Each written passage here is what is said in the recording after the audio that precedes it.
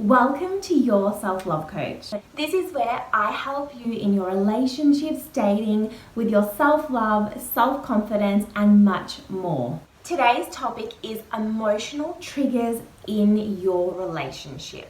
I will cover what emotional triggers are, how to recognize them, how to handle them, and I'm also going to tell you about something which is a double trigger that happens in your romantic relationships. Before we get into it, if you're new here, please remember to subscribe and like this video, and let's get into it. So what is an emotional trigger? An emotional trigger is a reaction that we have to something in the current moment, but our reaction is out of proportion to what is actually happening. As John Gray, my favorite relationship teacher in the whole world, he says 90% of your reaction that's happening now is from your past, and 10% of it is actually from the current reality and what's happening in the moment. This is a great way to explain what a trigger is. It's got all this baggage from your past, and you're bringing all of that up with this new event that has just occurred. Essentially, your monkey brain comes into play and you go into fight or flight in those moments, and it is really hard to control it. There is a story about a young girl, and her name is Sarah. And when she was growing up, at 5 years of age, her mum left her. Her mum decided to go and put her own life first and to leave Sarah with her father. This created a lot of pain and suffering for Sarah and a real feeling of abandonment. As she grew up, she got herself into a relationship and she got married. But what followed her was this real trigger and feeling of abandonment. And every time in her life, a feeling came up where it brought up that abandonment. All of the past feelings kept coming back. One evening, her husband was out with his friends, and he said that he was not coming home at the time that he initially said, and that he would be out for the rest of the night. The reaction that he got from Sarah was a reaction that had fueled from years and years of feeling abandoned and feeling left, which initially started off with her mother. This is where you may start to recognize your own triggers coming into play. We often feel triggered from things like feeling compared to somebody else, feeling jealousy, feeling that you would be abandoned, feeling rejected by somebody, feeling you're not good enough, feeling controlled, having authority figures telling you what to do. If any of what I've just said brings up a sense of feeling in you, that could indicate that that is one of your triggers. Having a trigger doesn't mean that there's anything wrong with you. It just means that you're human, because we all have them and we all need to work on them and heal them. And from person to person, the triggers will be slightly different. When you work out what your triggers are and you feel a real sense of fuel and emotion coming within you when somebody says or does something, and in your romantic relationship it can happen quite often, I suggest you to go and take breathing space and go on your own for a while, just to get into a clear mind so that it doesn't get into a fueled argument, and an argument where you're bringing in lots of this past emotion into the current reality. A few nights ago, I actually experienced my own trigger, and my partner was talking to me about healthy eating and wanting to get into doing lots of exercise and getting quite healthy. And for me, that's one of my triggers.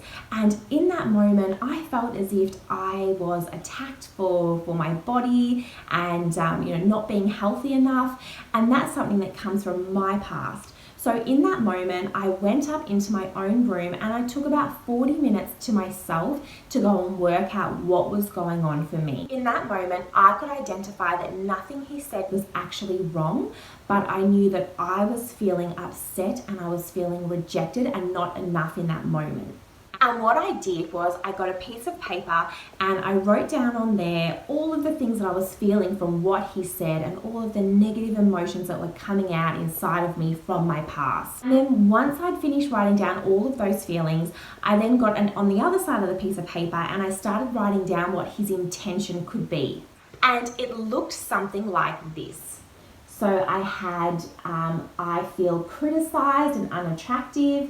And then on the other side, you have what could the person actually be meaning, and that is that I'm supported, I'm supported to look good, I'm supported to be healthy. And what that then does is it helps you get into the reality and come back to realizing that this is your own trigger and something that you need to work on. It's actually not about the other person and what they've said. Once we realize that that's our own trigger, it loses power and we take accountability for that and responsibility.